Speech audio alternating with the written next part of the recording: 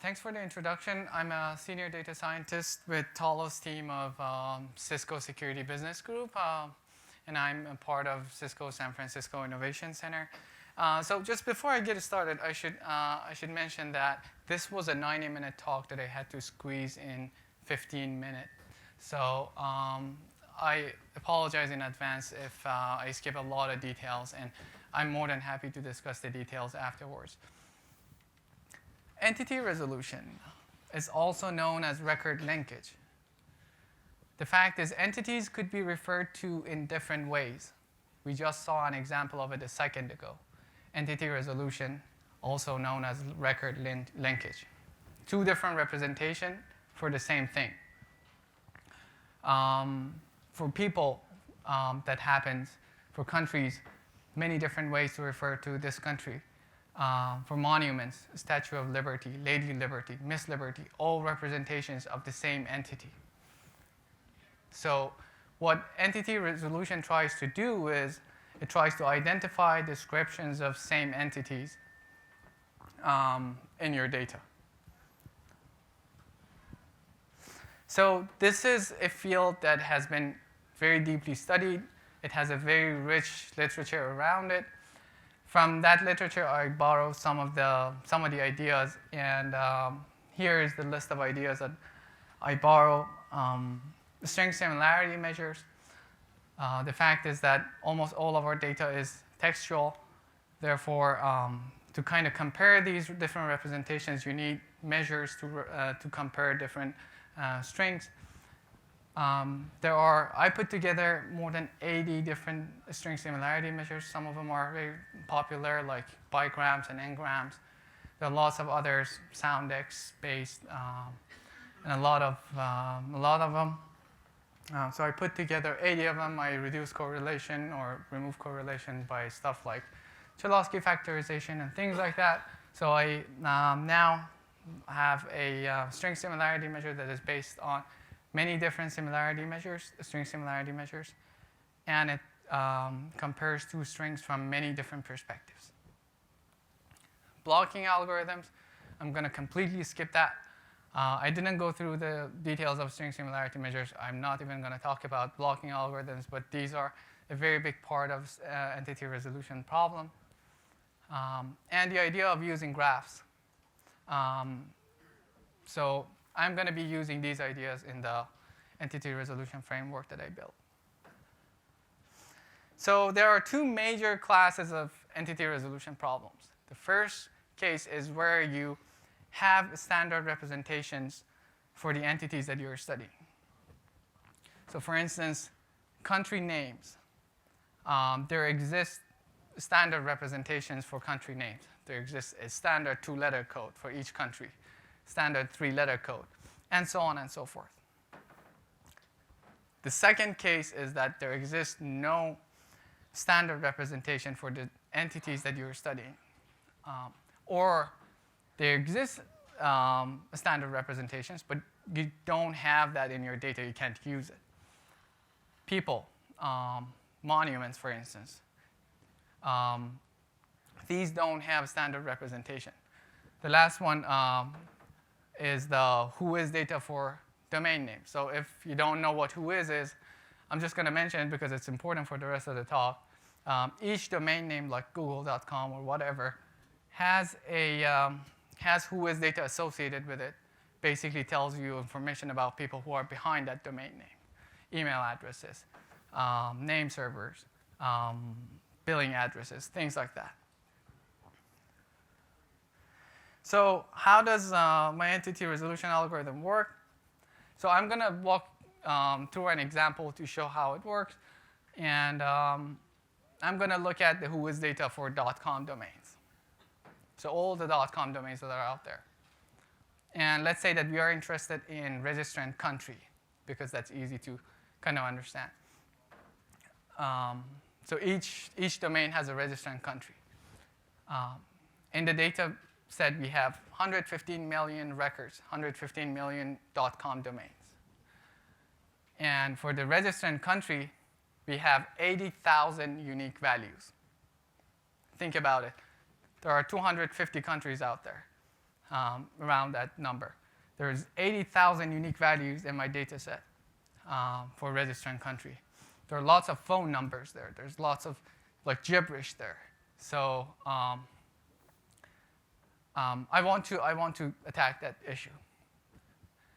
So, and let's say that fields that are indicating information about registrant country in my data are these three fields: registrant country code, and registrant phone number that may or may not be empty and may or may not have valid values.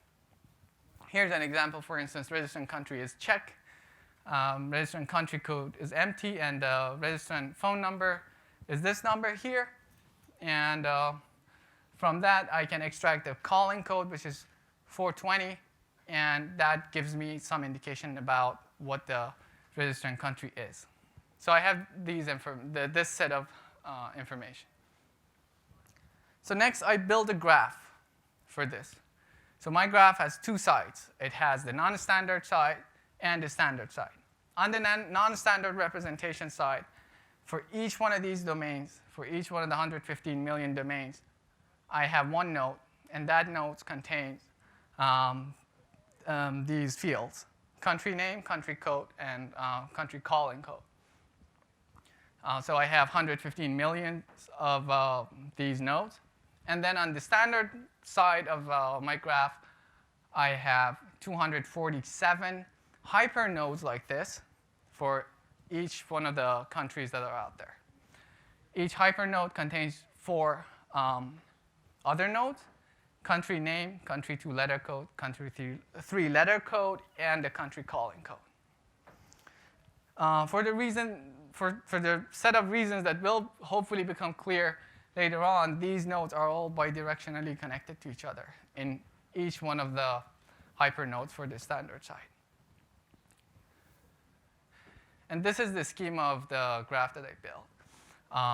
So I'll show this through an example. Let's say instead of 115 million domains, I have 3. And these are the 3 domains that I have. And I have 2 standard country representations, one for the United States, one for the Czech Republic. And now you can see all these connections here. So for instance, there's an edge between the lower left one to the node representing US, because the country code is US there. And you also see the dashed line there with the value 0.6, with the weight 0.6. That has been calculated using the blocking algorithms that I didn't mention and the string similarity measures, because the country name is kind of similar to United States. And for the other one, you can see that this one only has calling code 420. Therefore, there's an edge between 420 for Czech Republic and this non-standard node. So this is what the graph looks like. Now, if we look at this, do we need the graph for this example? Like, once we have built this, we're pretty much done. Once we have built these edges between the non-standard side and the standard side, we have built all the connections. We have done a mapping step.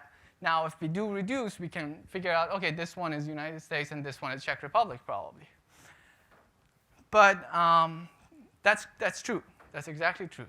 But the reason why we have that is that we have a standard representation here. For the general case where we don't have standard representations, this is not possible. That's easy to show that in the case that we have standard representations and the standard representations are independent, we can show that the graph is a semi-bipartite graph. Look at this. If we look at only the hypernodes, the graph is a bipartite graph. And by definition, this whole graph is a semi-bipartite graph. And, but that's not always the case. In many instances, we don't have the standard representation. So therefore, we use actually the graph for this. And I'll show you how we do that. So in this graph, I want to find paths of length 3 or less between non-standard nodes. And if you look at this, you see why I'm looking for that. So look at this path between the two non-standard nodes. This is of length 2, or this other one, length 3, and this one, which has a weight of 0.6. If you see that, you see immediately that these two non-standard nodes are highly connected with each other through these paths. Therefore, they are representing the same entity. And if you notice, there is no connection between the middle one or the left one to the right one. So these are not representing the same entity. So that's the idea. So finding paths of a specific length in the graph that you build. So now the problem is, how can I find all paths of length k in a graph? So one solution using message passing, I'll show you why I'm using message passing for that, is the following. So we do k iterations. At the first iteration, each node broadcasts its ID to all the neighboring nodes as a message. And on the receiving end, each node gets the message, appends to the end of it its own ID. And let's call that modified message. So in the next iteration, each node broadcasts its modified message. And on the receiving end, again, each node gets the message and appends to the end of it its own ID. Basically, we are building paths here. I'm connected to this one. Next, it says, I'm connected to this one, but now you're connected to me too. So basically, by just doing simple message passing, in k iterations, we find all the paths of k3. Of course, there's going to be loops there, but we can filter them out easily. And that's it. That's the algorithm that we use. And the reason why I use it is that it's very, very simple to implement in graphics. It's 5-6 lines of code. And it's just amazing how simple it is. So I'm building the graph nodes and edges using MapReduce in Spark. And once you have the nodes and edges built, next thing you do is just import the graphics library, and you build your graph there, and you do the message passing. The whole thing is, of course, the MapReduce part of it is very time-consuming. It has a lot of details about blocking algorithms and string similarity measures, and a lot of that I completely skip in the interest of time. I had 100 million nodes. I had 200 million edges, 80,000 unique values, and I reduced it to 247, which is the number of countries that I had. So in summary, it's kind of a general framework. So you need to build the schema of your graph using blocking algorithm and string similarity measures, and coming up with the schema of your graph. You build your graph, and then using message passing, you find paths, and through that you do your entity resolution work. So that was an example that was simple to go through. I'm using that for other applications. For instance, the malicious actor tracking system that we are building. So basically what that is that we put together all the footprints from malicious actors on the internet. So let's say we have a history of many attacks in our systems. From them, we gather all the footprints that we know about the attackers. The email addresses they use, fake addresses they use, fake phone numbers they use, whatever they use, IP address, domain names, specific algorithms. So we have all these footprints, but the fact is there's a limited number of actors out there, and every time they try to look differently. But as it appears, human beings are not good at being completely random. So there is information to capture there. So what we do is we use entity resolution to actually bring that set of footprints to a smaller set, and now we use that to proactively prohibit attacks. For instance, if a domain is registered 3 hours ago with an email that is extremely similar to one of the malicious email addresses that we have, now that's a red flag for that specific domain, and every traffic to that domain or from that domain will be kind of seen with a grain of salt. So that was it. Thank you.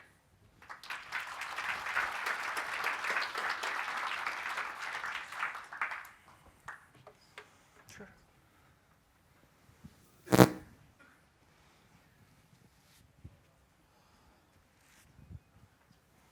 Nice talk. Could you please comment briefly on some of the challenges you encounter with respect to the quality of the data that you were dealing with? I would expect that the data was incomplete, was inconsistent in some times. So did you do any pre-processing step before building this graph? Exactly. So that's a very good question. My answer would have two parts. The simple answer would be basically what we do here is to clean up the data.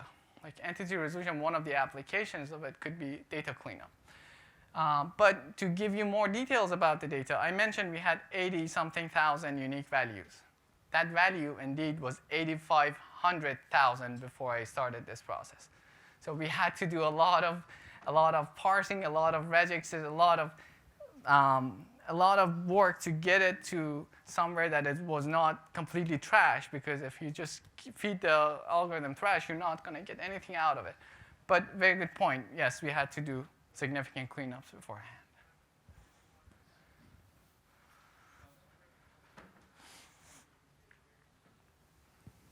Could you talk a little about how you tuned the parameters for the thresholds for the string similarity, or any parameters that were involved in the blocking?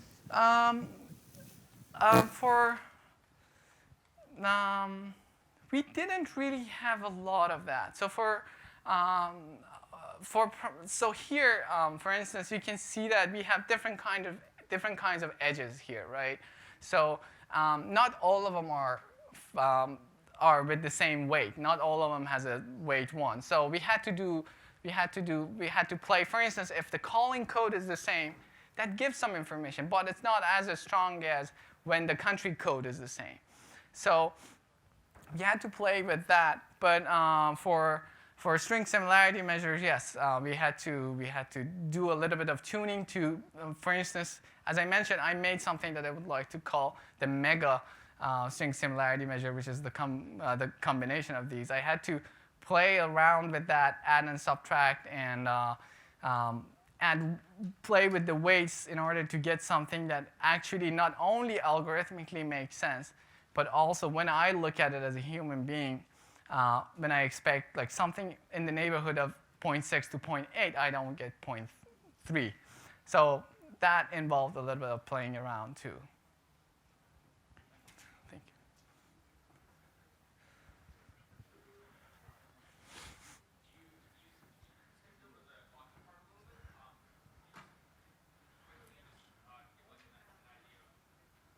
Oh yeah.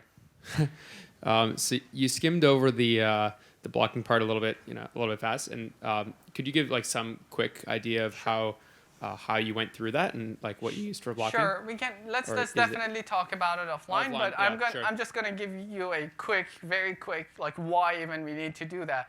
This is string similarity measure, the mega string similarity measure that I mentioned. It's highly expensive to do. It's running 80 different string similarity measures, and these are not necessarily cheap to calculate. So we can't afford basically going through all the possible combinations of these. That's where that's one of the places we used. I used blocking algorithms, but like how we did that, we can definitely go into the details offline if you would like. Thank you.